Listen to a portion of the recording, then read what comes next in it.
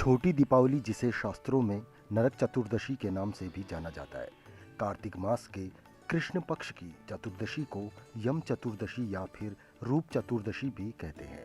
इस दिन यमराज की पूजा करने और उनके लिए व्रत करने का विधान है। नमस्कार, ईटीवी भारत के धर्म कार्यक्रम में आपका स्वागत है। आज के कार्यक्रम में बात करेंगे नरक चतुर्दशी के बारे में। तो चलिए शुरू करते हैं आज का कार्यक्रम। रूप चतुर्दशी 3 नवंबर बुधवार को सर्वार्थ सिद्धि योग में मनाया जाएगा। इस दौरान घरों में अभ्यंग स्नान होगा। सभी लोग सूर्योदय से पूर्व उठकर स्नान और पूजन करेंगे। इस दौरान लोग उपटन लगाकर स्नान करेंगे। स्त्रियों के लिए यह पर्व खास होगा। दरअसल स्त्रियां सज संवर कर पूजा अर्चना करेंगी। इस दौरान ब्यूटी पार्लर्स में रौनक रहेगी। सड़कों, घरों, भवनों में दीपावली की जगमग रहेगी। शाम होते ही वातावरण झिलमिलाने लगेगा। दरअसल रूप चतुर्दशी को लेकर मान्यता है, इस दिन सूर्योदय से पहले उठकर स्नान करने से लोगों को नरक की यातनाएं नहीं भोगनी पड़ती हैं। इस दिन लोग उपटन से स्नान करते हैं। स्नान के बाद दीपदान होता है। प्रतीकात्मक और हल्दी मिले आटे के दिए को पांव लगाया जाता है। श्रद्धालु महिलाएं घर आंगन को रंगोली से सजाती हैं। रूप चतुर्दशी के अगले दिन कार्तिक अमावस्या पर लक्ष्मी पूजन किया जाता है।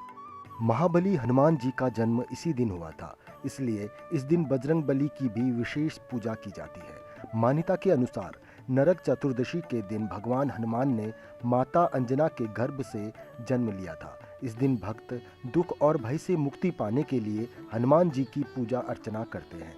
इस दिन हनुमान चालीसा और हनुमान अष्टक का पाठ करना चाहिए। शास्त्रों में कहा गया है कि धन की देवी माँ लक्ष्मी जी उसी घर में रहती हैं जहाँ सुंदरता और पवित्रता होती है।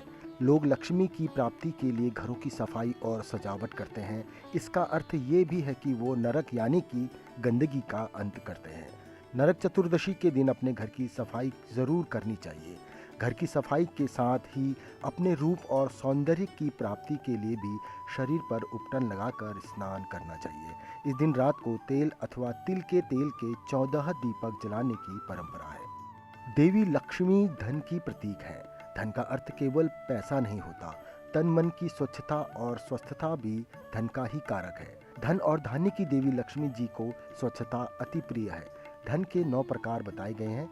इनमें प्रकृति, पर्यावरण, गोधन, धातु, तन, मन, आरोग्यता, सुख, शांति, समृद्धि भी धन कहे गए हैं। लंबी उम्र के लिए नरक चतुर्दशी के दिन घर के बाहर यम का दीपक जलाने की परंपरा है। नरक चतुर्दशी की रात जब घर के सभी सदस्य आ जाते हैं तो गृह स्वामी यम के नाम का दीपक जलाते हैं। मान्यता के अनुसार हिरण्यगर्भ नाम के एक राजा ने राजपाट छोड़कर तप में विलीन होने का फैसला किया। कई वर्षों तक तपस्या करने की वजह से उनके शरीर में कीड़े पड़ गए। इस बात से दुखी हिरण्यगर्भ ने नारद मुनि से अपनी व्यथा कही। नारद मुनि ने राजा से कहा, कार्तिक मास कृष्ण पक्ष चतुर्दशी के दिन शरीर पर लेप लगाकर सूर्योदय से पूर्व स्नान करने के बाद रूप के देवता श्री कृष्ण की पूजा करें। ऐसा करने से फिर से सौंदर्य की प्राप्ति होगी। राजा ने सब कुछ वैसा ही किया जैसा कि नारद मुनि ने बताया था। राजा फिर से रूपवान हो गए। तभी से इस दिन को रूप चतुर्दशी भी कहते हैं। पौराणिक कथा के अनुसार जब भगवान विष्णु ने वामन अवतार लेकर दैत्यराज बलि से 3 पग धरती मांगकर तीनों लोकों को नाप लिया तो राजा बलि ने उनसे प्रार्थना की, हे प्रभु, मैं आपसे एक वरदान मांगना चाहता हूँ। यदि आप मुझसे प्रसन्न हैं तो वर देकर मुझे कृतार्थ कीजिए। तब भगवान वामन ने पूछा, क्या वरदान मांगना चाहते हो राजन? दैत्यराज बलि बोले, प्रभु, आपने कार्तिक कृष्ण त्रयोदशी से लेकर अमावस्या की अवधि में मेरी संपूर्ण पृथ्वी नाप ली है। इसलिए जो व्यक्ति मेरे राज्य में चतुर्दशी के दिन यमराज के लिए दीपदान करें, उन्हें यम यातना नहीं होनी चाहिए। और जो व्यक्ति इन 3 दिनों में दीपावली का पर्व मनाए, उनके घर को लक्ष्मी जी कभी न छोड़ें। राजा बलि की प्रार्थना सुनकर भगवान वामन बोले, राजन, मेरा वरदान है कि जो चतुर्दशी के दिन नरक के स्वामी यमराज को दीपदान करेंगे, उनके पितर कभी नरक में नहीं रहेंगे। जो व्यक्ति इन 3 दिनों में दीपावली का उत्सव मनाएंगे, उन्हें छोड़कर मेरी प्रिय लक्ष्मी अन्यत्र ना जाएंगी। भगवान वामन द्वारा राजा बलि को इस वरदान के बाद से ही नरक चतुर्दशी के दिन यमराज के लिए निमित्त व्रत, पूजन और दीपदान का प्रचलन आरंभ हुआ, जो आज तक चला आ रहा है। नरक चतुर्दशी का पर्व मनाने के पीछे कई पौराणिक कथाएं हैं। इन्हीं में से एक कथा नरकासुर वध की है। कथा के मुताबिक प्राग ज्योतिषपुर नगर का राजा नरकासुर नामक दैत्य था। उसने अपनी शक्ति से इंद्र, वरुण, अग्नि, वायु आदि सभी देवताओं को परेशान कर दिया। वह संतों को भी त्रास देने लगा, महिलाओं पर अत्याचार करने लगा। जब उसका अत्याचार बहुत बढ़ गया तो देवता व ऋषि मुनि भगवान श्री कृष्ण की शरण में गए। भगवान श्री कृष्ण ने उन्हें नरकासुर से मुक्ति दिलाने का आश्वासन दिया, लेकिन नरकासुर को स्त्री के हाथों मरने का श्राप था। इसलिए भगवान श्री कृष्ण ने अपनी पत्नी सत्यभामा को सारथी बनाया तथा उन्हीं की सहायता से नरकासुर का वध किया। इस प्रकार श्री कृष्ण ने कार्तिक मास के कृष्ण पक्ष की चतुर्दशी को नरकासुर का वध कर देवताओं और संतों को उसके आतंक से मुक्ति दिलाई। इसी की खुशी में दूसरे दिन अर्थात कार्तिक मास की अमावस्या को लोगों ने अपने घरों में दीपक जलाए। तभी से नरक चतुर्दशी तथा दीपावली का त्यौहार मनाया जाने लगा।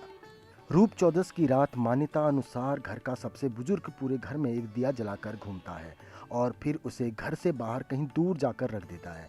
इस दिए को यम दिया कहा जाता है। इस दौरान घर के बाकी सदस्य अपने घर में ही रहते हैं। ऐसा माना जाता है कि इस दिए को पूरे घर में घुमाकर बाहर ले जाने से सभी बुरी शक्तियां घर से बाहर चली जाती हैं। इस दौरान जहां घर की सफाई की जाती है वहीं घर से हर प्रकार का टूटा फूटा सामान भी फेंक देना चाहिए। घर में रखे खाली पेंट के डिब्बे, रद्दी, टूटे फूटे कांच या धातु के बर्तन, किसी प्रकार का टूटा हुआ सजावटी सामान, बेकार पड़ा फर्नीचर व अन्य प्रयोग में ना आने वाली वस्तुओं को यमराज का नरक माना जाता है। इसलिए ऐसी बेकार वस्तुओं को घर से हटा देना चाहिए। इस दिन शाम को 4 बत्ती वाला मिट्टी का दीपक पूर्व दिशा में मुख करके घर के मुख्य द्वार पर रखें और द्वतो दीप चतुर्दश्यो नरक प्रीतिये मया चतुर्वर्ती समायुक्त सर्वपापा न्यूमुक्तिये इस मंत्र का जाप करें और नए पीले रंग के वस्त्र पहनकर यम का पूजन करें। जो व्यक्ति इन बातों पर अमल करता है उसे नरक की यातनाओं और अकाल मृत्यु का भय नहीं रहता। पूजन विधि: सूर्योदय से पहले स्नान करने के बाद दक्षिण मुख करके हाथ जोड़कर यमराज से प्रार्थना करें। ऐसा करने से व्यक्ति द्वारा किए गए वर्ष भर के पापों का नाश होता है।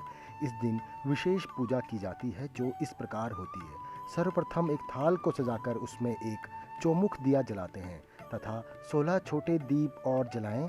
तत्पश्चात रोली, खीर, गुड़, अबीर, गुलाल तथा फूल इत्यादि से इष्ट देव की पूजा करें। इसके बाद अपने कार्य स्थान की पूजा करें।